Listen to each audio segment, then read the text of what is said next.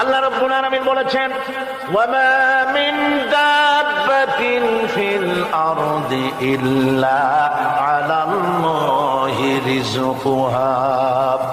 এই পৃথিবীর বুকে এমন কোন বিচরণশীল জীব নাই যে জীবের রিজকের দায়িত্ব আমি আল্লাহ আমার নিজ হাতে গ্রহণ করি নাই। সব জীবের রিজকের চাবি আমার হাতে। কার হাতে? তাহলে ভয়টা কিসের? আপনার একটা পেট, তাই নিয়ে এত চিন্তা। অথচ এই পৃথিবীতে আল্লাহ পাক বলেন অসংখ্য প্রাণী আছে যাদের কোনো সঞ্চয় নাই। শকুন, শকুনের মরা গরু অনেকগুলি ব্যাংকে জমা আছে নাকি? কবে কোথায় একটা মরা গরু পাইছে আর খোঁজ নাই, খবর নাই। ওগুলা কি না খাইয়া মরতে দেখছেন রাস্তায় পথে ঘাটে? সুবহানাল্লাহ। অসংখ্য প্রাণী এভাবে দুনিয়া আছে। আল্লাহ রাব্বুল আলামিন বলেন যাদের কোনো সঞ্চয় নাই, যারা কোনো সঞ্চয় করে না, এ ধরনের সাপগুলি, শিয়ালগুলি, বাঘগুলি, পাখিগুলি, জলচর প্রাণী, স্থলচর প্রাণী আর অন্তরিক্ষে মহাশূন্যে উড়ে বেড়ায় যে সব প্রাণী, এ ধরনের শত সহস্র কোটি কোটি প্রাণী, তারা সকাল বেলায় খালি পেট নিয়ে বেরিয়ে যায়। খালি পেট নিয়ে সকাল বেলায় বেরিয়ে গেল, আবার সন্ধ্যায় যখন বাসায় ফেরে সমস্ত প্রাণীগুলির পেট আল্লাহ রাব্বুল আলামিন ভরে দেন। সুবহানাল্লাহ। একটা প্রাণীও খালি পেটে বাড়ি ফেরে না। সুবহানাল্লাহ, সুবহানাল্লাহ। অথচ তাদের কিন্তু জন্ম নিয়ন্ত্রণের ব্যবস্থাও নাই। জঙ্গলে যত প্রাণী আছে তারা কি কোনদিন মিছিল করে এসে বলেছে বাংলাদেশ সরকার আমাদের জঙ্গলের মধ্যে কোনো খোঁজ খবর তো আপনারা রাখেন না, এখানে বাচ্চা কাচ্চা বেশি হইতেছে আর খাওয়াইতে পারি না, এবার কিছু পরিবার পরিকল্পনার ওষুধপত্র পাঠান? কোনদিন বলেছে? বলে নাই, বলবেও না। কে খাওয়ায়? আল্লাহ পাক খাওয়ায়। আল্লাহ পাক খাওয়ায়। সুতরাং আল্লাহ রাব্বুল আলামিন রিজকের মালিক, একথা বিশ্বাস করতে হবে। সেই বিশ্বাসের অর্থ এই নয় যে আপনি চুপ করে বসে থাকবেন আর ফেরেশতারা রান্না করে আপনারে রূপচাঁদা মাছ খাওয়াই দিয়ে যাবে, এরকম বিশ্বাস করতে হবে, কাজ করতে হবে। এর ফলে আল্লাহ রাব্বুল আলামিন রিজকের ব্যবস্থা করবেন। ঈমান আনার পর প্রথম যে কোয়ালিটিটা হবে সেই কোয়ালিটি হচ্ছে পার্সোনালিটি, আত্মসম্ভ্রম, আত্মমর্যাদা। দুনিয়ায় কারোর সামনে মাথা সে নত করবে না, মাথা নত করবে কেবলমাত্র আল্লাহর কাছে। সে বিশ্বাস করবে খাইরিহি ওয়া শাররিহি মিনাল্লাহি তাআলা, ভালো মন্দ সব কার কাছ থেকে হয়? আল্লাহর কাছ থেকে হয়। সে কিছুতেই বিশ্বাস করবে না যে কোনো মাজারের কাছে গেলে, কবরের কাছে গেলে আমার তকদির পাল্টে যাবে। কোনো মোমেন তা বিশ্বাস করবে না। কথা বুঝতে পেরেছে? ভালো করার মন্দ করার সত্তা মালিক আল্লাহ সুবহানাহু ওয়া তাআলা। এরপরে দুই নম্বরের যে কোয়ালিটি সৃষ্টি হবে মুমিনের মধ্যে ঈমান আনার পর, সে গুণটা হচ্ছে সে বিনয়ী হবে। বিনয়, বিনম্রতা আর এক বৈশিষ্ট্য। বিনয় এবং বিনম্রতার বৈশিষ্ট্য হবে। তার কারণ হচ্ছে ঈমান আনার পরে সে জানতে পেরেছে আল্লাহ রাব্বুল আলামিনের কর্তৃত্ব থেকে বেরিয়ে আসার ক্ষমতা কারো নাই। অহংকার করে যাব কোথায়? আস্ফালন করে যাব কোথায়? আল্লাহর রাজত্বের বাইরে, আল্লাহর ক্ষমতার বাইরে যাওয়ার ক্ষমতা তো কারোই নাই। সুতরাং অহংকার তার মধ্যে জায়গা পাবে না।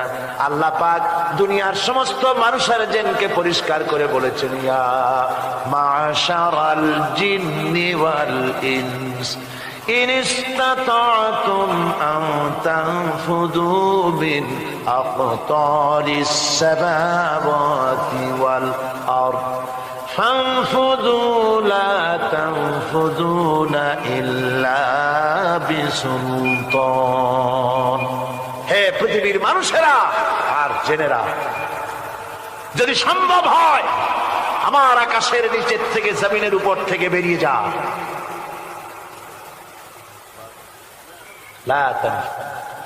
বেরিয়ে যেতে পারবে না।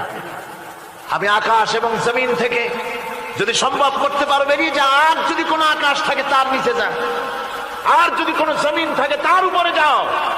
এমন দেশ যদি পাও যেখানে আমার আলো ছাড়া কোনো আলো আছে, আমার বাতাস ছাড়া কোনো বাতাস আছে, আমার চাঁদ সূর্য ছাড়া কোনো চাঁদ সূর্য আছে, যাও সেখানে। আল্লাহ রাব্বুল আলামিন বলেন নাই এরকম যাওয়ার কোনো উপায় নাই। আমি আল্লাহ রাব্বুল আলামিন আকাশ আর জমিন দিয়ে প্যাকেট করে রেখেছি, আটকায় রেখেছি। আমার রাজত্ব থেকে, আমার ক্ষমতা থেকে, আমার কর্তৃত্ব থেকে বেরিয়ে যাওয়ার ক্ষমতা কোনো মানুষের নাই, কোনো জিনের নাই, কোনো প্রাণীর নাই। সুবহানাল্লাহ। মানুষ হচ্ছে অহংকার কিসের হবে? তোমরা হচ্ছ ফকির। আল্লাহ পাক বলছেন ওয়াল্লাহুল গনিয়্যু ওয়া আনতুমুল ফুকারা। আল্লাহ হচ্ছেন গনি। আল্লাহ কি? গনি, বেনিয়াস, বেপরোয়া। ফাআলুন বিমা ইউরিদ, যা খুশি তাই করে, কারো মুখাপেক্ষী তিনি নন। কোরআনে কারীমে রব্বুল আলামিন বলেছেন নবী আপনি আমার ব্যাপারে, আমার গুণাবলীর ব্যাপারে বলুন। কুল হুয়াল্লাহু আহাদ, পড়েন সবাই। কুল হুয়াল্লাহু আহাদ আল্লাহুস সামাদ লাম ইয়ালিদ ওয়া লাম ইউলাদ ওয়া লাম ইয়াকুল লাহু কুফুয়ান আহাদ। আল্লাহ পাক বলেন বান্দারে, ও আমার নবী আপনি বলুন আল্লাহ পাক এক এবং একক, তিনি নিরঙ্কুশ, তিনি বেনিয়াস, তিনি কারো মুখাপেক্ষী নন, তিনি কাউকে জন্ম দেন নাই, তাকেও কেউ জন্ম দেয়নি। আকাশ এবং জমিনে আল্লাহর সমকক্ষ কেউ নাই। তোমরা হচ্ছ ফকির আর আমি আল্লাহ হচ্ছি বেনিয়াস। লিল্লাহি মা ফিস সামাওয়াতি ওয়া মা ফিল আরদ, আকাশে যা আছে জমিনে যা আছে সব আল্লাহ। সব কার? আল্লাহ পাকের। সুতরাং কিসের অহংকার, কিসের মাতবাড়ি? মানুষ পেছনের কথা ভুলে যায়, মুঠেই চিন্তা করে না একটু আগে যারা ক্ষমতায় ছিল আজকে তারা ক্ষমতা হারা, আজকে যারা ক্ষমতায় এলো তারা আবার ক্ষমতা মস্তদে বসে দুনিয়ার সব বিপদ আপদ ভুলে যায়। কি করে আরো বেশি লুটপাট করা যায়, আরো বেশি মানুষকে শোষণ করা যায়, মানুষ এই চিন্তাই করে। অহংকারে, ক্ষমতার দর্পে ফেটে পড়ে, চিন্তা করে না পেছনের কথা। আল্লাহ রাব্বুল আলামিন বলেন যারা নাকি মুমিন বান্দাদের বিনয় এবং বিনম্রতা তাদের মধ্যে সৃষ্টি হয়ে যাবে, তার কারণ হলো আল্লাহ পাক বলেছেন ওয়ালা তামশি ফিল আরদি মারহান ইন্নাকা লান তাখরিকাল আরদা ওয়া লান তাবলুগাল জিবালা তুলা। ওয়ালা তামশি ফিল আরদি মারহান, আমার জমিনের উপরে অহংকার করে পা ফেলো না। তুমি কি পারবে অহংকার করে আমার জমিনটাকে ফাটাই দিতে? কি বলেন, পারা যাবে? অহংকার করে জমিনের উপরে লাথি মারেন জোরে, জমিন ফাটবে? ফাটবে না, আপনার পা ছিঁড়ে যাবে। আপনি কি পারবেন অহংকার করে পাহাড়ের উচ্চতা লাফ দিয়ে ছাড়াই যেতে পারবেন? তাও পারবেন। সুতরাং আল্লাহ পাকের উপরে ঈমান আনলে পরে তাদের মাথা এভাবে নত হয়ে যায়, অহংকার তাদের মধ্যে জায়গা পায় না। অহংকার কিসের? কিসের অহংকার তোমার? মানুষ তার জন্মের কথা, কোরআনে কারীম বলে মানুষ কি তার জন্মের কথা স্মরণ করে না? তোমার তো এমন অবস্থা ছিল দুনিয়ায় উল্লেখযোগ্য বিষয়বস্তু হিসাবে তুমি পরিগণিত ছিলে না। তুমি হচ্ছ, তোমার জন্মের উৎস কথা হচ্ছে এক ফোঁটা নাপাক পানি, এমন নাপাক পানি যা শরীর থেকে নির্গত হলে পরে গোসল করা ওয়াজিব হয়ে যায়। এমন এক ফোঁটা নাপাক পানি যার জন্মের উৎস, তার আবার অহংকার কিসের? পৃথিবীতে অহংকার যারাই করলো আল্লাহ পাক তাদেরকে ভালো করে দেখায় দিলেন। নমরুদকে দেখায়ছেন, ফেরাউনকে দেখায়ছেন, যুগের ছোট ছোট নমরুদ ফেরাউন যেখানে যেখানে খুঁজে খুঁজে ফেরাউন হয়েছে আল্লাহ সকলকেই দেখিয়ে দিয়েছেন। দেন নাই? দেখিয়ে দিয়েছেন। সুতরাং মাথা নিচু করে চলতে হবে, বিদ্যার বড়াই করা চলবে না। কত লেখাপড়া করেছো তুমি? এমএ পাস করেছো, তাতে কি হয়েছে? সবে মাত্র বর্ণবোধ পড়েছ, জ্ঞানের রাজ্যে পা ঢুকিয়েছ, এখনো কিছু শেখনি।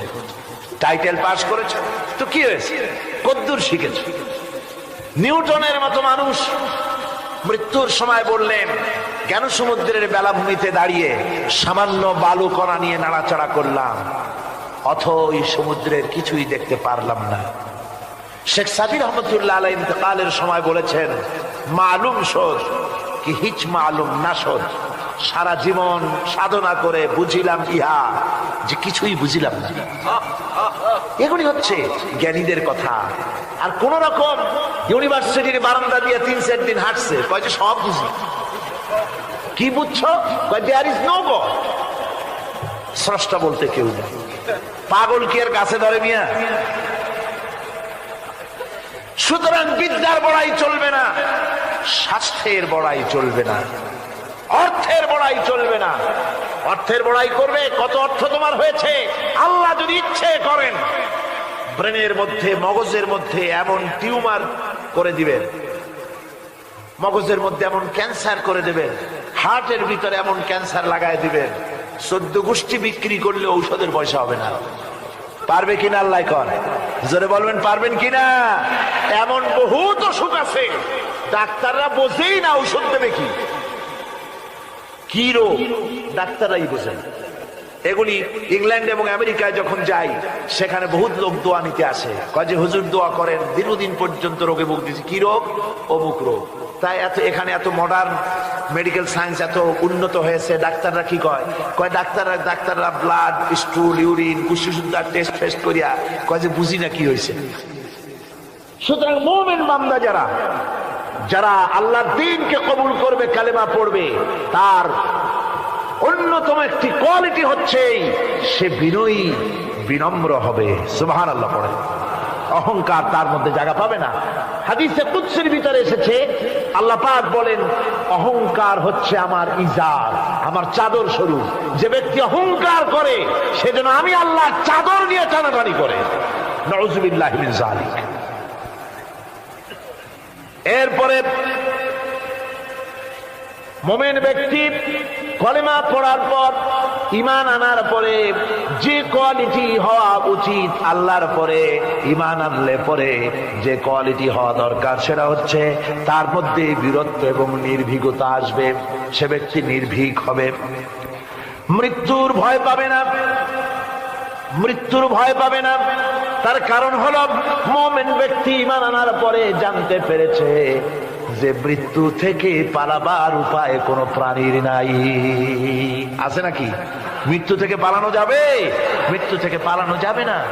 মুমিন এই জন্য ভয় পাবে না।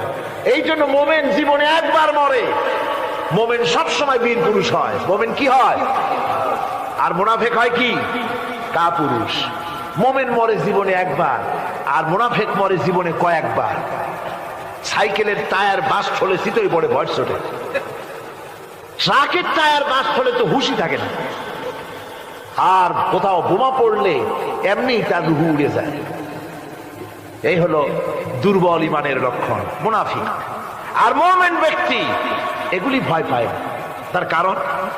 তার কারণ হচ্ছে কোরআনে কারীম বলেছে, কুল ইন্নাল মাউতাল্লাযী তাফিররুনা মিনহু ফাইন্নাহু মুলাকীকুম। বলো, মৃত্যুর থেকে পালাবার কোনো উপায় নাই। যেখানেই যাও না কেন মৃত্যু তোমাকে ধরবেই। তোমাকে যেখানেই যাও তুমি, মৃত্যু তোমাকে খুঁজে বের করবেই। মরণ থেকে পালাও তুমি, মরণ তোমায় লইবি ঘিরি। যদিও সুদূর আকাশ পানে, লুকাও সেথায় লাগিয়ে সিঁড়ি। এ মহারোগের চিকিৎসক নাই, নাই সে ঔষধ জগতে। খুঁজিয়া কাতর হইলে কি হবে, পারিবে না তারে ফিরাতে। যেখানেই যাও পালাবার উপায় নাই, মৃত্যু তোমাকে ধরবেই। এই মৃত্যুর কাছ থেকে পালাবার পথ যখন নাই, তখন ক্ষণস্থায়ী জীবনের মায়া করে হকের রাস্তা থেকে বিরত থাকার কোনো অর্থ হয় না। বরং এই রাস্তায় যদি জীবন দেওয়া যায়, সে মৃত্যু নয়, সেটার নাম জীবন। সেটার নাম কি? জীবন। আরে জীবন তো আল্লাহ কিনে নিয়েছেন। আমাদের জীবন কে কিনে নিয়েছেন? আল্লাহ রাব্বুল আলামিন বলেছেন, ইন্নাল্লাহা আশতারা মিনাল মুমিনিনা আনফুসাহুম ওয়া আমওয়ালাহুম বিআন্না লাহুমুল জান্নাহ। আল্লাহ পাক বলেন, আমি আমার মুমিনের জান এবং মালকে খরিদ করে নিয়েছি, বিনিময়ে আমার মুমিনকে আমার জান্নাত দান করে দিয়েছি। মুমিনের মালটাও আমার, জানটাও আমার। তো আসলে জান আর মাল কার? আল্লাহ পাকের। তা আল্লাহ ইচ্ছেটা কিনেছেন, আমাদের ইচ্ছেটা। আমরা আমাদের ইচ্ছে মতো আমাদের মাল খরচ করতে পারবো না, আমাদের ইচ্ছে মতো জান খরচ করতে পারবো না। মাল আর জান সবটাই খরচ হবে আল্লাহর জন্য। কার জন্য? আল্লাহর জন্য করতে হবে। আপনাকে আল্লাহ টাকা দিয়েছেন, কড়ি দিয়েছেন, এই ধন সম্পদ যে কোনো দলের লোক এসে চাঁদা চাইলেই আপনি দিতে পারবেন না, যেহেতু কিয়ামতের দিন আল্লাহর দরবারে জবাবদিহি করতে হবে। পয়সা আল্লাহ দিয়েছিলেন, ওই পয়সা দিয়া ধর্মনিরপেক্ষবাদীদেরকে টাকা দিয়া সহযোগিতা করেছেন, সমাজতন্ত্রীদেরকে টাকা দিয়া সহযোগিতা করেছেন, পুঁজিবাদীদেরকে টাকা দিয়ে সহযোগিতা করেছেন, আল্লাহর দ্বীনের সঙ্গে নাফরমানি যারা করে পয়সা দিয়া সহযোগিতা করেছেন। কিয়ামতের দিন আল্লাহর দরবারে আসামির কাতারে দাঁড়াতে হবে। পরিষ্কার আল্লাহর কথা, আমি তোমার মাল কিনে নিয়েছি, তোমার মাল আমার রাস্তায় খরচ করতে হবে। খরচ করলে কোথায় করতে হবে? আল্লাহর রাস্তায়। আপনার নিজের ইচ্ছে মতো আপনি করতে পারবেন না। দেখুন, হিন্দুদেরকে, অমুসলিমদেরকে আপনি সাহায্য করবেন। যদি কোনো অমুসলিম তার মেয়েকে বিবাহ দিতে পারে না টাকার অভাবে, আপনি সাহায্য করবেন, জায়েজ আছে, সওয়াব হবে। একটা অমুসলিম তার সন্তানকে পড়াশোনার খরচ চালাতে পারছে না, আপনি সাহায্য করুন, জায়েজ আছে। অসুখ হয়েছে, রোগের চিকিৎসা করাতে পারে না অমুসলিম, সাহায্য করুন, জায়েজ আছে। কিন্তু অমুসলিম পূজা করবে, পয়সা দিয়া মণ্ডপ বানাতে পারে না, বলির পাঠা কিনতে পারছে না পয়সার অভাবে, সেখানে মুসলমানের সাহায্য করা জায়েজ আছে? একটা ফুটা পয়সাও সেখানে সাহায্য করা মুসলমানদের জন্য হারাম। এরকম সাহায্য করা কি জোরে কর? হারাম। তার কারণ আপনি পয়সা দিয়ে আল্লাহর সাথে শিরক করার সুযোগ করে দিচ্ছেন। এই কথাটা যেমন ভাবে বুঝলেন, অনুরূপ ভাবে যারা আল্লাহর দ্বীন কায়েম করতে চায় না, আল্লাহর দ্বীনের বিরোধিতা করে, মানুষের তৈরি করা মতবাদ প্রতিষ্ঠার সংগ্রাম করে, তাদেরকে আপনি আপনার টাকা পয়সা দিয়ে সাহায্য করলে আল্লাহর কাছে অবশ্যই আপনাকে জবাবদিহি করতে হবে, যেহেতু আপনার জান, আপনার মাল সবটাই কার। আল্লাহ রাব্বুল আলামিনের জন্য শিখাই দিয়েছেন, বলো, কুল ইন্না সালাতি ওয়া নুসুকি ওয়া মাহইয়ায়া ওয়া মামাতি লিল্লাহি রাব্বিল আলামিন। পড়েন সবাই আমার সাথে, ইন্না সালাতি ওয়া নুসুকি ওয়া মাহইয়ায়া ওয়া মামাতি লিল্লাহি রাব্বিল আলামিন। নিশ্চয়ই আমার নামাজ, আল্লাহ বলেন, শিখাই দিচ্ছেন, বলো, আমার নামাজ, আমার কোরবানি, আমার হায়াত, আমার মত সব কিছু ওই আল্লাহ রাব্বুল আলামিনের জন্য, যিনি তামাম জাহানের সৃষ্টি জগতের লালন কর্তা, পালন কর্তা, তার জন্যই নিবেদিত। সুতরাং আপনার ইচ্ছে মতো জান মাল খরচ করতে পারবেন না, খরচ করতে হবে আল্লাহর পথে। বুকের মধ্যে যে জানটা আছে, জান আপনার, কিন্তু আপনি কি আত্মহত্যা করতে পারবেন? আত্মহত্যা করলে কি হয়? কবিরা গুনাহ। কি হবে? কবিরা গুনাহ। কিয়ামতের শাস্তি কি? জাহান্নাম। কোথায় যেতে হবে? জাহান্নাম। যদিও জানটা আপনার মধ্যে আপনার, কিন্তু এটা আল্লাহ আপনার কাছে আমানত রেখেছেন। এই জান আপনি যেখানে সেখানে খরচ করতে পারবেন না। আপনার এই জানটা নিয়ে মানুষের তৈরি করা মতবাদের আন্দোলনে সংগ্রাম করে জানকে ক্ষতিগ্রস্ত করতে পারবেন না। ওই রাস্তায় মরবেন তো জাহান্নামে যেতে হবে। এই রাস্তায় আপনার জীবন দিতে বলা হয়নি। আপনার জান আর মাল সবটা খরচ করতে হবে আল্লাহ রব্বুল আলামিনের জন্য। যেহেতু আমাদের জান মালের বিনিময়ে আল্লাহ রব্বুল আলামিন আমাদেরকে জান্নাতের ওয়াদা করেছেন। মুমিন ব্যক্তির এই কোয়ালিটি হবে।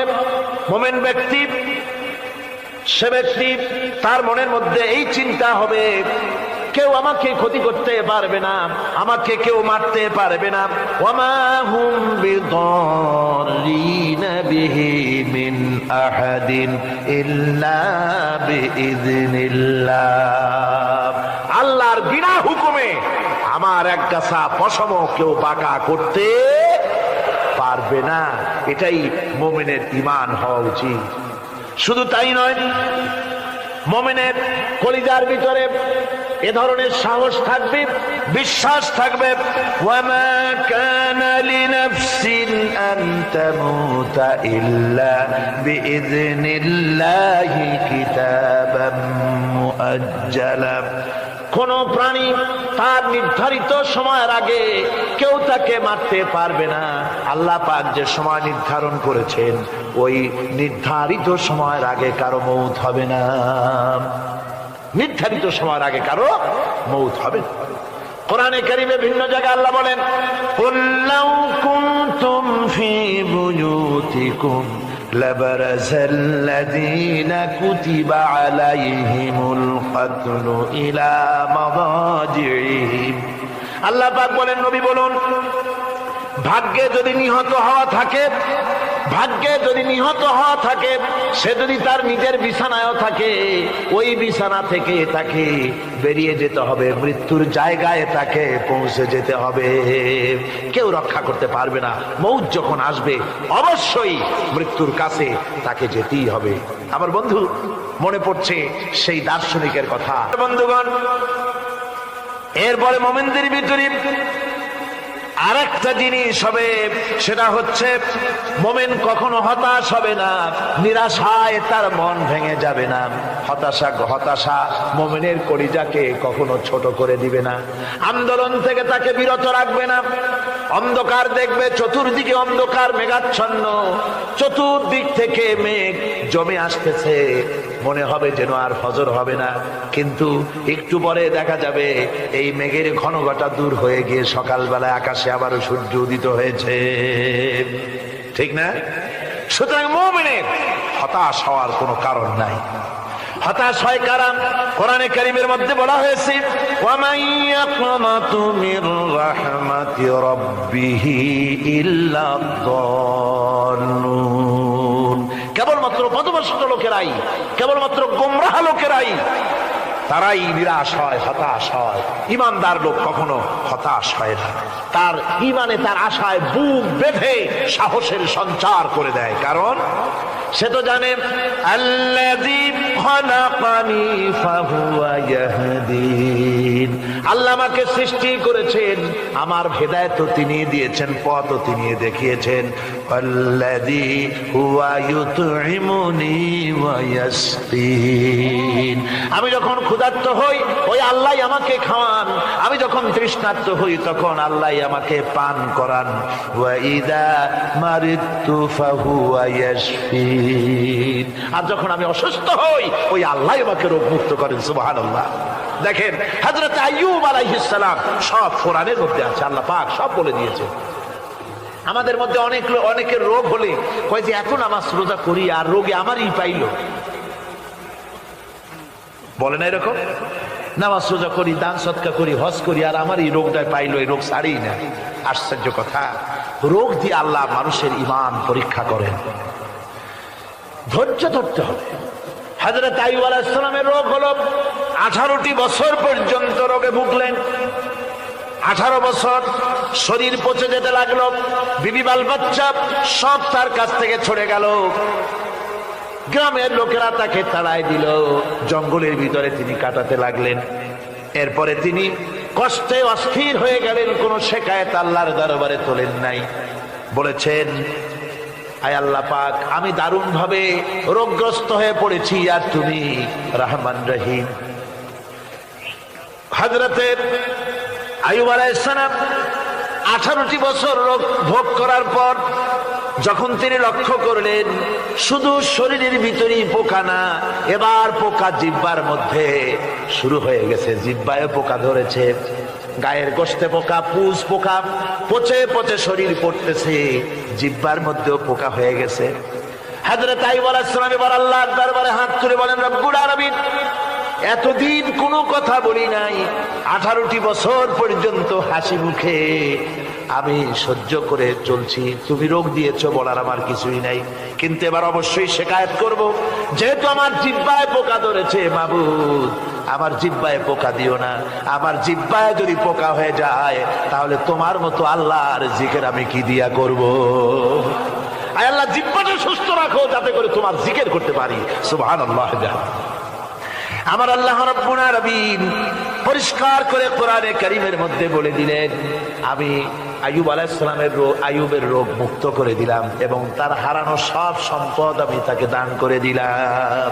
মুমিন বান্দা যারা, তারা রোগে শোকে ভাবে কাতর হবে না, নিরাশ হবে না, মনে করবে আল্লাহ রাব্বুল আলামিন আমাকে পরীক্ষা করছেন, এরপরে নিয়ামত আসবে, হতাশা তাকে পেয়ে বসবে না। দেখেন ইউসুফ আলাইহিস সালাম তাকে কুয়ার মধ্যে ফেলে দিল, কারা? ভাইরা কুয়ার মধ্যে ফেলে দিল, কুয়ার মধ্যে ফেলানো হয়েছে। ভাইরা মনে করলো এটা মরণ কুয়া, এটা মৃত্যু কূপ, এখানে ইউসুফ আলাইহিস সালাম শেষ হয়ে যাবে। কিন্তু ওই 11 ভাইরা জানতো না এটা মৃত্যু কুয়া নয়, এটা হচ্ছে একদিকে কুয়ার মুখ আর একদিকে মিশরের সিংহাসন।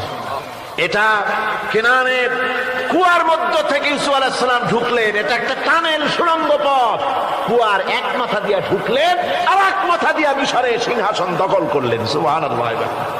আল্লাহ কোথা থেকে কোথায় নিয়ে গেলেন। হযরতে ইয়াকুব আলাইহিস সালাম সন্তানের শোকে অস্থির হয়ে গেলেন, সন্তানের শোকে অস্থির হয়ে গেলেন, কিন্তু তিনি নিরাশ হন নাই, হতাশ হন নাই। তিনি বলেছেন, ফাসাবরুন জামিল আসাল্লাহু আইয়াতিয়ানি বিহিম জামিআন ইন্নাহু হুয়াল আলিমুল হাকীম। ফাসাবরুন জামিল, আমি উত্তম ধৈর্য ধারণ করব এবং আমি আশা করি অতি শীঘ্র আল্লাহ রাব্বুল আলামিন আমার যা আমি হারিয়েছি আমাকে আল্লাহ পাক মিলাই দিবেন। সুবহানাল্লাহ বিহামদি। আর আল্লাহ পাক হযরত ইয়াকুব আলাইহিস সালামের কাছে হযরত ইউসুফকে মিলাই দিলেন। সুবহানাল্লাহ বিহামদি। সুতরাং মুমিন ব্যক্তি কখনো নিরাশ হবে না, হতাশা নিরাশায় তার মন ভেঙে দেবে না। দেখা যাচ্ছে ইসলামী আন্দোলন আর বুঝি রইল না, বুঝি শেষ হয়ে গেল। চতুর্দিক থেকে বন্য হায়নারা অস্ত্র নিয়ে, বিদেশি টাকা নিয়ে, সম্পদ নিয়ে চতুর্দিক থেকে হামলা শুরু করেছে, আর বাঁচার পথ নাই। ইসলামী আন্দোলন বুঝি শেষ না। মুমিন যারা, তারা হতাশায় ভোগে না। কি বলেন, হতাশায় ভোগে? মোটেই হতাশায় ভোগে না। তারা মনে করে নিশ্চয়ই এর ভেতরে রয়েছে কল্যাণ। এর মধ্যে কি রয়েছে? আমরা দেখতে পাই হযরত ইউনূস আলাইহিস সালাম মাছে তারে গিলে ফেলে দিল। হতাশায় তিনি হার্ট ফেল করেন নাই। মাছের পেটের মধ্যে যদি কেউ চলে যায়, বেরিয়ে যাওয়ার জন্য কোনো ব্যাকডোর আছে নাকি? পালাবার কোন রাস্তা আছে? মাছের পেটের জানালা দরজা আছে কিছু? কিছুই নেই। তিনি হতাশ হলেন না। মাছের পেটের ভেতরে বসে হযরত ইউনূস আলাইহিস সালাম বুক ভরা আশা নিয়ে আল্লাহর দরবারে তিনি ঘোষণা করলেন, লা ইলাহা ইল্লা আনতা সুবহানাকা ইন্নী কুনতু মিনাজ জালিমিন। পড়েন না সবাই, লা ইলাহা ইল্লা আনতা সুবহানাকা ইন্নী কুনতু মিনাজ জালিমিন। হযরত ইউনূস আলাইহিস সালাম বললেন, আল্লাহ তুমি ছাড়া কোনো ইলাহ নাই, তোমার পবিত্রতা ঘোষণা করছি, আমি জালিমদের অন্তর্ভুক্ত হয়ে গেছি। তিনি যখন চিল্লাচ্ছিলেন, মাছের পেটের ভিতরে বসে যখন কাতরুক্তি করতেছিলেন, আল্লাহ বুঝি তখন শোনেন নাই সে কথা? কি বলেন? আল্লাহ বুঝি তখন তন্দ্রায় বা নিদ্রায় ছিলেন না? আল্লাহ পাক কি ঘুমান? তন্দ্রায় যান? লা তাখুযুহু সিনাতুন ওয়ালা নাওম। আল্লাহ রাব্বুল আলামিন বলেন কোন তন্দ্রা বা নিদ্রা আল্লাহ রাব্বুল আলামিনকে স্পর্শ করে না। হযরত ইউনূস আলাইহিস সালাম যখন মাছের পেটের ভিতরে বসে চিৎকার মারলেন, আল্লাহ পাক বলেন, ইউনূস রে, তোমার ওই ডাক কেউ শোনে নাই, দুনিয়ার কোন রাজা বাদশাহ শোনে নাই, দুনিয়ার কোন বন্ধু বান্ধব তোমার শোনে নাই, কিন্তু আমি তোমার আরশের মালিক আমি রব্বুল আলামিন শুনেছি। শুধু শুনি নাই, সঙ্গে সঙ্গে জবাব দিয়ে দিয়েছি। ফাস্তাজাবনা লাহু ওয়া নাজ্জাইনাহু মিনাল গাম্মি। পড়েন, ফাস্তাজাবনা লাহু ওয়া নাজ্জাইনাহু মিনাল গাম্মি ওয়া কাযালিকা নুনজিল মুমিনিন। আল্লাহ পাক বলেন আমি জবাব দিলাম। মাছের পেটের ভিতরে বেদনা শুরু হয়ে গেল, মাছ আর তলদেশে শুয়ে থাকতে পারলো না, সাঁতরাতে পারলো না, মাছ ভেসে উঠলো উপরে। পেটের যন্ত্রণায় মাছ কিনারায় চলে এসে বমি করে দিতে পারলে যেন বাঁচি, এই অবস্থা মাছের হলো। কিনারায় চলে এলো, বমি করে ইউনূস আলাইহিস সালামকে ফেলে দিল, মাছও বাঁচলো, ইউনূস আলাইহিস সালামও বাঁচলো। আল্লাহ রাব্বুল আলামিন বলেন, মুমিনেরা শোনো, শুধু ইউনূসকে নয়, ওয়া কাযালিকা নুনজিল মুমিনিন। এইভাবে করে মুমিন বান্দারা যদি আমাকে ডাকে, আমার কাছে যদি হাত ফাইলায়, আমি আল্লাহ রাব্বুল আলামিন মুমিনদের এভাবে বিপদ মুক্ত করে দেই। আল্লাহ পাক বিপদ মুক্ত করে দেন। ওমান ইয়াত্তাকিল্লাহা ইয়াজআল লাহু মাখরাজা। আল্লাহকে যে ভয় করে আল্লাহ তার জন্য রাস্তা খুলে দেন। জোরে কোন সুবহানাল্লাহ। দেখেন ইউসুফ আলাইহিস সালাম, জুলাইখা তাকে আটকায় ফেলেছে ঘরের মধ্যে, তালা দেওয়া, খিল দেওয়া, সিটকানি মারা, পালাবার পথ নাই, চতুর্দিকে উলঙ্গ নগ্ন চিত্র। আর এই সুন্দরী যুবতী নারী জুলাইখা তার প্রেম নিবেদন করেছে হযরত ইউসুফের কাছে। যৌবনে ভরা, টকবগে যৌবনের যুবক হযরত ইউসুফ আলাইহিস সালাম, সৌন্দর্যের পিরামিড, বাঁচার কোনো পথ নাই জুলাইখার কুপ্রবৃত্তি চরিতার্থ করে দেওয়া ছাড়া। কিন্তু হযরতে ইউসুফ আলাইহিস সালাম আল্লাহ রাব্বুল আলামিনকে ডাকলেন, হতাশায় ভেঙে পড়লেন না, আল্লাহকে ভয় করলেন, আল্লাহকে ডাকলেন। আল্লাহকে ডেকে, আল্লাহকে ভয় করে তালাবদ্ধ দরজার দিকে যখন দৌড় মারলেন, রব্বুল আলামিন আপন কুদরতে দরজার তালাগুলি খুলে দিলেন। ভাইরা আমার, এভাবে করে মুমিনেরা কখনো হতাশ হয় না। ফাইন্না মাআল উসরি ইউসরা, ইন্না মাআল উসরি ইউসরা। মনে রাখতে হবে, দুঃখ কষ্টের সাথে থাকে সুযোগ সুবিধা, আর প্রত্যেক অসচ্ছলতার সাথে থাকে উদার সচ্ছলতা। এর কোনো বিপরীত কখনই হয় না। আল্লাহ রাব্বুল আলামিন এইভাবে করে মুমিনদেরকে বলেছেন যেন তারা হতাশায় ভেঙে না পড়ে। আমার বন্ধুগণ, মানুষ হতাশায় যেন না ভাঙে। গুনাহ করেছে, গুনাহ করার কারণে কোন মুমিন যেন হতাশায় ভেঙে না পড়ে, সেই জন্য আল্লাহ তাকে বলেছেন, লা তাকনাতু মির রাহমাতিল্লাহ। বান্দারে, আমার রহমত থেকে মায়ুস হইস না, নিরাশ হইস না, আমি রহমান, আমি রহিম। জোরে কোন সুবহানাল্লাহ। আমার বন্ধু, আপনারা কোন পৃথিবীতে কে আছে এমন, কোন সত্তা আছে এমন যে অপরাধীকে দেখে বলে আয় তোরে মাফ করে দেব? আছে কেউ এমন? বাপও বলে না। বাপও ছেলে যদি অপরাধ করে দেখে বলে না আয় মাফ করে দি। অবশ্য মন চায় ছেলে মাফ চাক, তাহলে মাফ করে দিবে। মাফ না চাও পর্যন্ত বাপেও ডাকে না, মাও ডাকে না, যে অপরাধ করেছিস আয় মাফ করে দি। জোরে বলেন, কেউ বলে? আকাশ ও জমিনে একমাত্র মেহেরবান সত্তা আমার রব্বুল আলামিন। মানুষ যখন গুনাহ করে রব্বুল আলামিন বলে, বান্দারে গুনাহ করেছিস, আমার সামনে আয়, গুনাহ মাপ চা, চোখের পানি ফেলাম। যত বড় গুনাহ তোর হোক না কেন, আমি রব্বুল আলামিন তোর গুনাহ খাতাকে মাফ করে দেব। কিভাবে মাফ করব? মানুষ যদি কোনো অন্যায় করে, অপরাধ করে, চুরি করে, ডাকাতি করে, পুলিশ তাকে অ্যারেস্ট করে, থানায় তার নাম লেখা হয়ে যায়, কয়েক বছর জেল খাটার পরে মুক্ত হলো, কিন্তু থানার ব্ল্যাক লিস্টে দাগি খাতায় যে নাম থাকলো ওই নাম কাটা যায় না। আবার অপরাধ করলো, আবার জেল হলো, আবার মুক্ত হলো, থানায় আরেকবার নাম লেখা হলো। যতবার অপরাধ করবে ততবার থানায় নাম লেখা যাবে, জেল খাটবে, জরিমানা দেবে, কিন্তু কালো খাতা থেকে তার নাম মোছা হবে না। আল্লাহ রাব্বুল আলামিনের অফিসের কাণ্ড ভিন্ন। কোন মানুষ যদি অপরাধ করে, গুনাহ করে যদি রব্বুল আলামিনের দরবারে বিনীতভাবে মাপ চায়, আল্লাহ রাব্বুল আলামিন বলেন শুধু গুনাহ মাফ করি না, গুনার খাতা থেকেও নামটা আমি আল্লাহ তোমার মুছে ফেলে দেই। গুনাহ আমার কাছে মাপ চাও, আমি আমাকে ডাকো, আমি তোমার কাছে আছি। وَإِذَا سَأَلَكَ عِبَادِي عَنِّي فَإِنِّي قَرِيبٌ। আল্লাহ পাক বলে বান্দা যখন আমাকে ডাকে আমি বান্দার একদম নিকটে, তার ঘাড়ের চাইতেও নিকটে। وَنَحْنُ أَقْرَبُ إِلَيْهِ مِنْ حَبْلِ الْوَرِيدِ। আমি আমার বান্দার সারা যে রগের উপরে তার মাথা, এর থেকেও আমি আমার বান্দার বেশি নিকটে। সুবহানাল্লাহ পড়ে। আমি তোমার কাছে, আমার কাছে মাপ চাও, যত বড় গুনাহ হোক। ওয়াকাল রাব্বুকুম উদউনি আস্তাজিব লাকুম। তোমার প্রভু তোমাকে ডেকে বলেছে আমাকে ডাকো, আমি মাফ করে দেব। সুবহানাল্লাহি ওয়া বিহামদিহি। কত বড় কথা, আমাকে ডাকো, নিরাশ হয়ো না, হতাশ হয়ো না। আল্লাহর গজব বেশি না রহমত বেশি? আল্লাহর রহমত বেশি। হাদিসে কুদসির ভিতরে এসেছে, আল্লাহ পাক বলেছেন কোন বান্দা যদি আমার দিকে এক বিগত অগ্রসর হয়, আমার রহমত তার দিকে এক হাত এগিয়ে যায়। কোন বান্দা যদি আমার দিকে হেঁটে আসে, আমার রহমত তার দিকে দৌড়ায় যায়।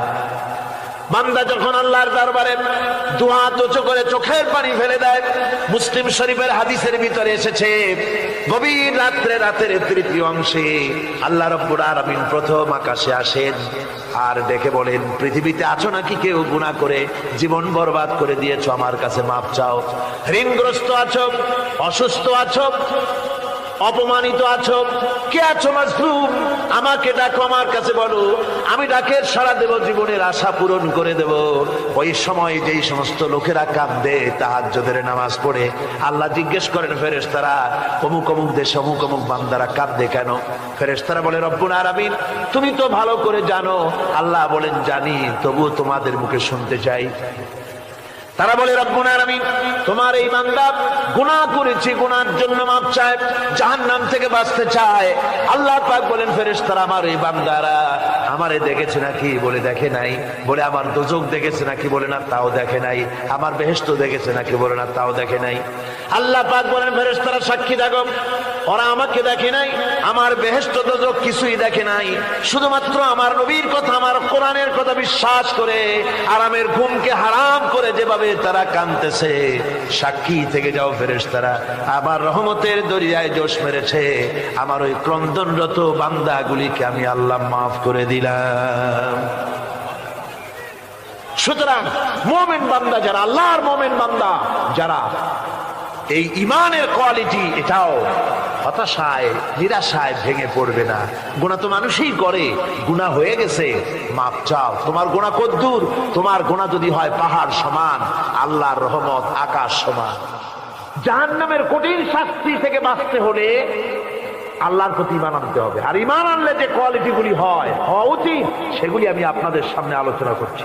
এরপর আরেকটি কোয়ালিটি হবে মুমিনের, তা হলো কঠোর কঠিন বিপদে অবিচল থাকবে, বিপদে ভেঙে পড়বে না। বিপদ আপদ শত্রুতা ক্ষয় ক্ষতি যা কিছু হয় সবই আল্লাহর পক্ষ থেকে, এটা মেনে নিতে হবে এবং ধৈর্য ধারণ করতে হবে। বিপদ মুসিবত শুধু উম্মতের জন্য নয়, দুনিয়ার সমস্ত নবীদের বিপদ এসেছে, হয় নাই? নবীদের বিপদ আসে নাই? কোরআনে কারীম থেকে শুনুন, আল্লাহ রাব্বুল আলামিন বলেন ওয়া কাযালিকা জাআলনা লিকুল্লি নাবিয়্যিন আদুওয়াম মিনাল মুজরিমিন। আল্লাহ পাক বলেন এমনি করে আমি সকল নবীদের শত্রু বানিয়ে দিয়েছি, সব পাপিষ্ঠ আর অপরাধ প্রবণ লোকদেরকে। প্রত্যেক যুগে নবীদের শত্রু ছিল, প্রত্যেক যুগে নবীদের কি ছিল? শত্রু ছিল। সে শত্রু কারা ছিল? আল্লাহ পাক বলছেন নবীদের শত্রু ছিল পাপিষ্ঠ আর অপরাধ প্রমাণ লোক, এরাই ছিল নবীদের দুশমন। রাসূলগণের অবস্থা যদি এই হয়, তাহলে তার উম্মত, ওই দিনের ধারক বাহক যারা, তাদের বুঝি বিপদ আপদ হবে না নাকি? হবে কিনা? তো ইসলামের বিরোধিতা যারা করে, কোরআনের পরিভাষায় বলা হয়েছে ইসলামের দুশমন, নবীদের দুশমন। দুনিয়ার সব পাপিষ্ঠ আর অপরাধ প্রবণ লোকেরাই ইসলামের দুশমন হয়, নবীদের দুশমন হয়। আজও দেখেন, আজও তাকিয়ে দেখেন, ইসলামী আন্দোলনের বিরোধিতা যারা করে তারা পাপিষ্ঠ চরিত্রের কিনা, তাকায় দেখেন, খুঁজে দেখেন, সর্বত্র খুঁজে দেখুন, খুঁজে দেখুন।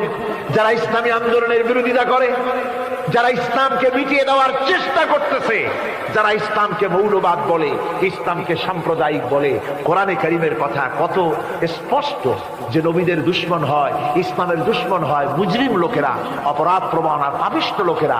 আজও আমরা দেখতে পাই এই শ্রেণীর লোকেরা পাপিষ্ঠ এবং সবচেয়ে সমাজের নিকৃষ্ট ধরনের চরিত্রহীন লোক। নামাজ নাই। আপনি খুঁজে দেখেন, ইসলামী আন্দোলনের বিরোধিতা যারা করছে, যারা নেতৃত্ব দিচ্ছে, নামাজ নাই, রোজা নাই, চরিত্র নাই, হজ নাই, যাকাত নাই, মদ, জুয়া, জেনা, ব্যভিচার ইত্যাদিতে লিপ্ত। চেহারা দেখলে ছেলেপেলেরা 2 গ্লাস পানি খায় ভর ছোটে। কথা ঠিক কিনা কর? এই হলো অবস্থা। মারে কেন? মুমিনদেরকে, পয়গম্বরদেরকে, সাহাবীদেরকে এবং ঈমানদারদেরকে মারে কেন? তার কারণ হচ্ছে আল্লাহ রাব্বুল আলামিন বলেছেন, ওয়া মা নাকামু মিনহুম ইল্লা আইয়ুমিনু বিল্লাহিল আজিজিল হামিদ। কাফিররা ঈমানদার লোকদেরকে অন্য কোন অপরাধী নির্যাতন চালায় না, নির্যাতন চালায় শুধু এই কারণে, যেহেতু মুমিন লোকেরা পরাক্রমশালী, আল্লাহ রাব্বুল আলামিনের দ্বীনকে কায়েম করতে চায়, তার উপরে ঈমান এনেছে, এই কারণেই তারা মারে। ঠিক কিনা কর? যুগে যুগে নবীদের উপরে, সাহাবীদের উপরে যে অত্যাচার হয়েছে, সে অত্যাচার এই কারণেই হয়েছে, অন্য কোনো কারণে নয়। এই কঠিন বিপদে অবিচলতা এবং ধৈর্যের দৃষ্টান্ত নবীগণ পেশ করেছেন পৃথিবীর বুকে। আমরা দেখেছি ইব্রাহিম আলাইহিস সালামকে আগুনে ফালানো হয়েছে, আছে না কোরআন শরীফে? আমি কিন্তু গল্প করতেছি না, সব কোরআনের কথা। কিসের কথা? ইব্রাহিম আলাইহিস সালামকে আগুনে ফালানো হচ্ছে। অপরাধ কি? অপরাধ হচ্ছে হযরত ইব্রাহিম আলাইহিস সালাম দাওয়াত দিয়েছেন, লা ইলাহা ইল্লাল্লাহ। জোরে পড়েন, লা ইলাহা ইল্লাল্লাহ, লা ইলাহা, লা ইলাহা ইল্লাল্লাহ মুহাম্মাদুর রাসূলুল্লাহ। হযরত ইব্রাহিম আলাইহিস সালাম দ্বীনের দাওয়াত দিয়েছেন, এক আল্লাহর দাওয়াত দিয়েছেন, ঈমানের দাওয়াত দিয়েছেন। আর কোন অপরাধ ছিল না। নমরুদ সহ্য করতে পারলো না। কোরআনে কারীমের মধ্যে সব কথাগুলি আল্লাহ পাক এই জন্য বিধৃত করেছেন, এই জন্য কোরআনে কারীমের মধ্যে সব কথা উঠায় দিয়েছেন, যাতে করে মুমিনেরা বিপদ আসলে পরে যেন ঘাবড়ে না যায়। ইব্রাহিম আলাইহিস সালামকে আগুনে ফালানো হচ্ছে। ফেরেশতা বলছে, ইব্রাহিম তোমারে আগুনে ফালায় দেওয়া হতেছে, আমার কাছে সাহায্য চাও, আমার কাছে ক্ষমতা আছে, আগুনগুলো উঠাইয়া নমরুদের বংশ জ্বালায় দেব। হযরত ইব্রাহিম ফেরেশতার কাছে সাহায্য চাইছিলেন নাকি? তিনি বললেন, ফেরেশতা তোমার কাছে সাহায্য কেন চাইব?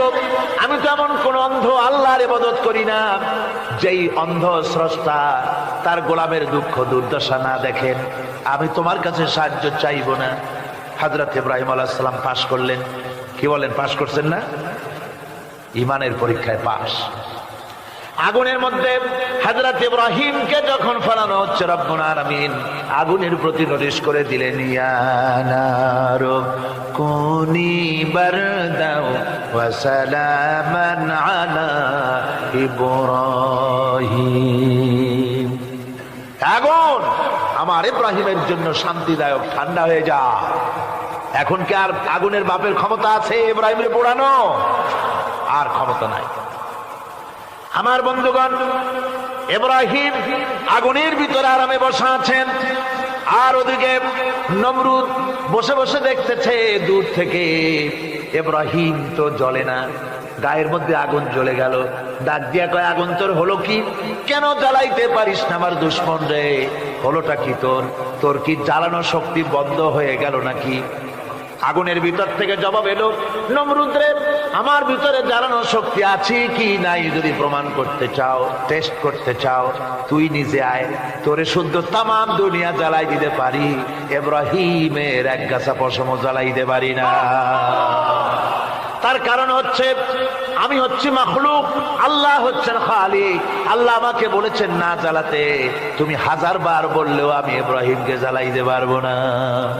কোরআনে কারিমে ঘটনা বলে মুমিনদেরকে সাহস দেওয়া হচ্ছে, মুমিনেরা দ্বীনের কাজ করতে গিয়ে বিপদ আবাজ আসবে, ইমানের দাবি হলো বিপদ আসবে, আর বিপদ আসলে ঘাবড়ায় যেও না, মুসিবতে পড়ে চিন্তায় পেরেশানে হয়রান হয়ে যেও না। বিশ্বকবি আল্লামা ইকবাল কি সুন্দর করে বলেছেন, আজ ভি হো জু ইব্রাহিম কা ইমা পয়দা আগ কর সকতি হ্যায় এক আন্দাজ গুলিস্তান পয়দা। ইব্রাহিমের ইমান যদি আজিও কোথাও হয় বিদ্যমান, করতে পারেন অগ্নিকুণ্ডে খুবসুরত এক গুলিস্তান। আজও যদি আগুনের ভিতরে কোন নমরুদ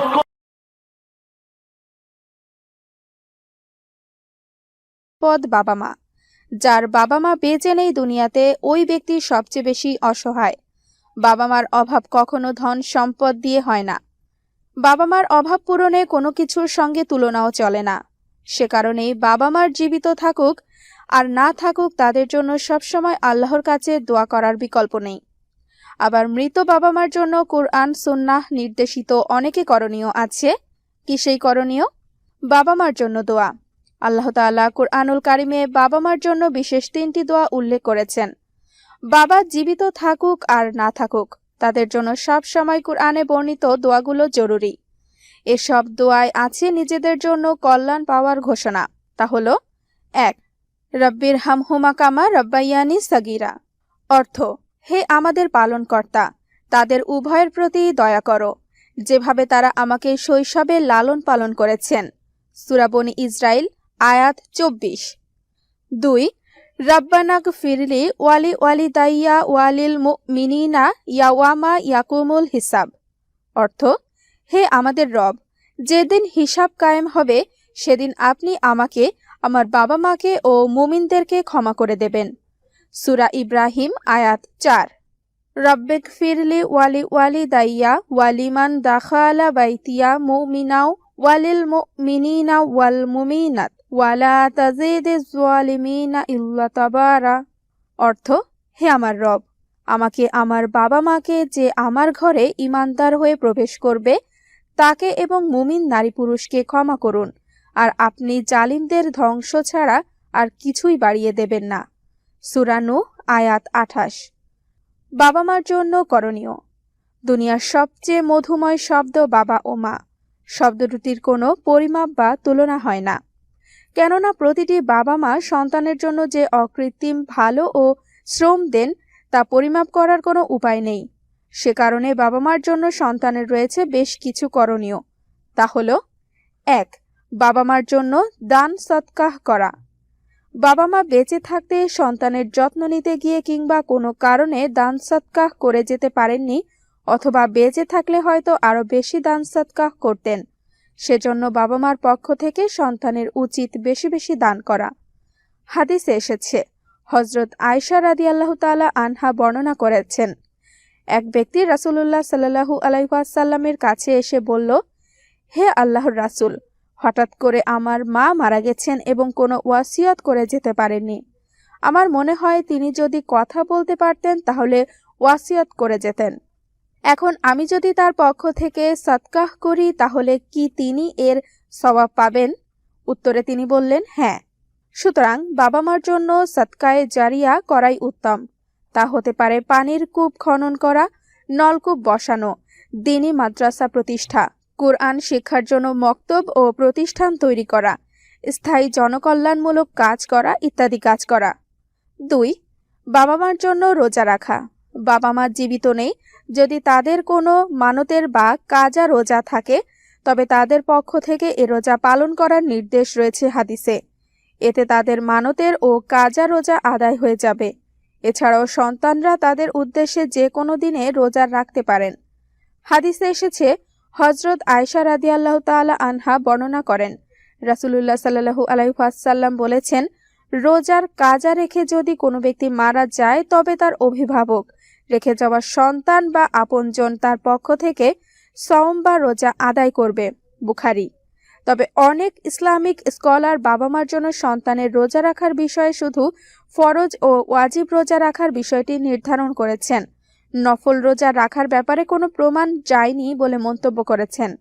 ৩. বাবা মার জন্য হজ ও ওমরাহ করা। বাবা মার পক্ষ থেকে হজ ও ওমরাহ করা। বাবা মার উদ্দেশ্যে হজ ও ওমরাহ করলে তা আদায় হয়ে যাবে। হাদিসে এসেছে, হযরত ইবনে আব্বাস রাদিয়াল্লাহু আনহু বলেছেন, জুহাইনা গোত্রের এক নারী রাসূলুল্লাহ সাল্লাল্লাহু আলাইহি ওয়াসাল্লামের কাছে এসে বললেন, আমার মা হজের মান্যত করেছিলেন, তবে তিনি হজ করার আগেই ইন্তেকাল করেছেন। আমি কি তার পক্ষ থেকে হজ করতে পারি? রাসূলুল্লাহ সাল্লাল্লাহু আলাইহি ওয়াসাল্লাম বললেন, তার পক্ষ থেকে তুমি হজ আদায় করো। তুমি এ ব্যাপারে কি মনে করো যে যদি তোমার মার ওপর কোনো ঋণ থাকতো তাহলে তুমি কি তা আদায় করতে না? সুতরাং আল্লাহর হক হজের মান্যত আদায় করে দাও, কেননা আল্লাহর হকই সবচেয়ে বেশি আদায়যোগ্য। বুখারী। তবে বাবা মার পক্ষ থেকে হজ আদায় করার আগে নিজের হজ বা ওমরাহ আদায় করতে হবে। নিজের হজ ওমরাহ আদায়ের পর বাবা মার পক্ষ থেকে হজ ও ওমরাহ আদায় করবে। ৪. বাবা মার জন্য কুরবানি।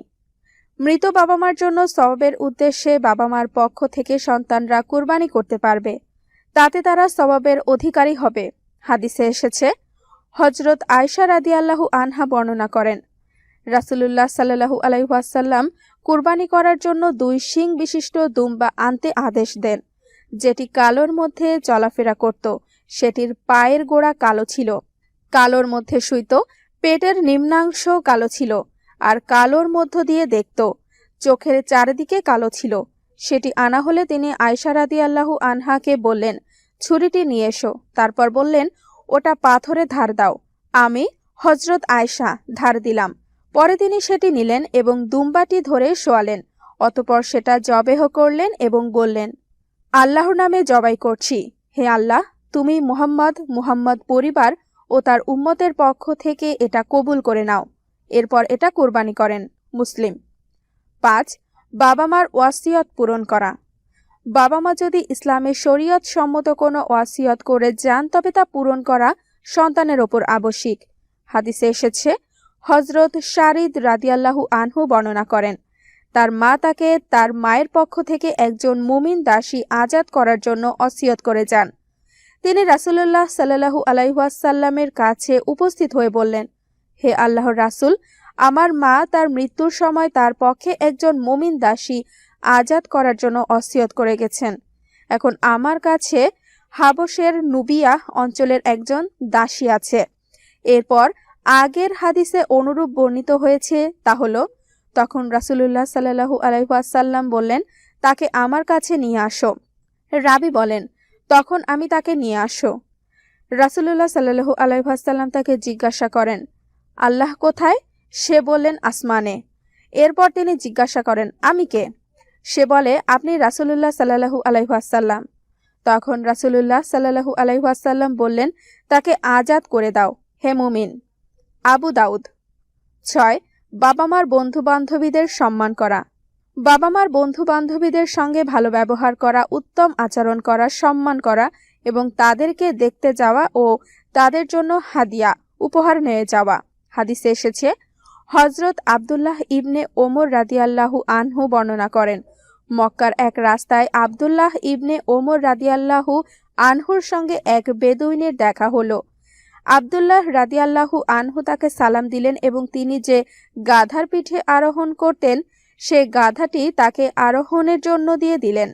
তিনি তার মাথায় পাগড়িটিও তাকে দান করলেন। তখন উপস্থিত আব্দুল্লাহ ইবনে দিনার রহমাতুল্লাহি আলাইহি তাকে বললেন যে আমরা তাকে বললাম, আল্লাহ আপনার কল্যাণ করুন, বেদুইনরা তো অল্পেই সন্তুষ্ট হয়ে যায়, এত দেওয়ার প্রয়োজন কি ছিল? তখন হযরত আব্দুল্লাহ ইবনে ওমর রাদিয়াল্লাহু আনহু বললেন, এই ব্যক্তির বাবা ওমর ইবনুল খাত্তাব রাদিয়াল্লাহু আনহুর বন্ধু ছিলেন। আর আমি রাসূলুল্লাহ সাল্লাল্লাহু আলাইহি ওয়াসাল্লামকে বলতে শুনেছি যে কোনো ব্যক্তির সর্বোত্তম নেকির কাজ হচ্ছে তার বাবার বন্ধুর সঙ্গে সহমর্মিতার সম্পর্ক বজায় রাখা। মুসলিম। 7. বাবা মার আত্মীয়দের সঙ্গে সুসম্পর্ক রাখা। বাবা মার আত্মীয়দের সঙ্গে সুসম্পর্ক বজায় রাখা সন্তানের একান্ত দায়িত্ব ও কর্তব্য। হযরত আব্দুল্লাহ ইবনে ওমর রাদিয়াল্লাহু আনহু থেকে বর্ণিত হাদিসে বিশ্বনবী বলেছেন, যে ব্যক্তি তার বাবার সঙ্গে কবরে সুসম্পর্ক প্রতিষ্ঠা করতে ভালোবাসে সে যেন বাবার মৃত্যুর পর তার ভাইদের সাথে সুসম্পর্ক রাখে। ইবন হিব্বান। 8. বাবা মার ঋণ পরিশোধ করা। দুনিয়াতে বেঁচে থাকাকালীন সময়ে বাবা মা কোনো ঋণ করার পর তা পরিশোধ করার আগে মারা গেলে সন্তানের জন্য আবশ্যক বাবা মার ঋণ পরিশোধ করা, কেননা রাসূলুল্লাহ সাল্লাল্লাহু আলাইহি ওয়াসাল্লাম ঋণ পরিশোধ করার বিষয়ে বিশেষ গুরুত্ব দিয়েছেন। হাদিসে এসেছে, হযরত আবু হুরায়রা রাদিয়াল্লাহু আনহু বর্ণনা করেন, রাসূলুল্লাহ সাল্লাল্লাহু আলাইহি ওয়াসাল্লাম বলেছেন, মুমিন ব্যক্তির রূহ তার ঋণের কারণে ঝুলন্ত অবস্থায় থাকে যতক্ষণ না পরিশোধ করা হয়। ইবনে মাজাহ। এমনকি ঋণ পরিশোধ না করার কারণে জান্নাতে যাওয়ার পথও বন্ধ হয়ে যায় যদি সে আল্লাহর রাস্তায় শহীদও হয়। হাদিসে এসেছে, যতক্ষণ পর্যন্ত বান্দার ঋণ পরিশোধ না করা হবে ততক্ষণ পর্যন্ত জান্নাতে প্রবেশ করতে পারবে না। নাসাই, তাবরানী, মুস্তাদরাকে হাকিম। 9. বাবা মার কাফফারা আদায় করা। শপথ, ভুলকৃত হত্যাসহ যে কোনো কারণে যদি বাবা মার কাফফারা বাকি থাকে তবে তা আদায় করা সন্তানের একান্ত দায়িত্ব ও কর্তব্য। হাদিসে এসেছে, হযরত আবু হুরায়রা রাদিয়াল্লাহু আনহু বর্ণনা করেন, এক ব্যক্তি রাসূলুল্লাহ সাল্লাল্লাহু আলাইহি ওয়াসাল্লামের কাছে গভীর রাত পর্যন্ত দেরি করে ইশার নামাজ পড়ে। এরপর তার পরিবারের কাছে গিয়ে দেখে যে বাচ্চারা ঘুমিয়ে পড়েছে। তার স্ত্রী তার খাবার নিয়ে এলে সে সন্তানদের কারণে কসম করল যে সে খাবে না। পরে তার ভাবান্তর ঘটল এবং সে খেয়ে নিল। তারপর সে রাসূলুল্লাহ সাল্লাল্লাহু আলাইহি ওয়াসাল্লামের কাছে আসে ও তাকে এই ঘটনা বলে।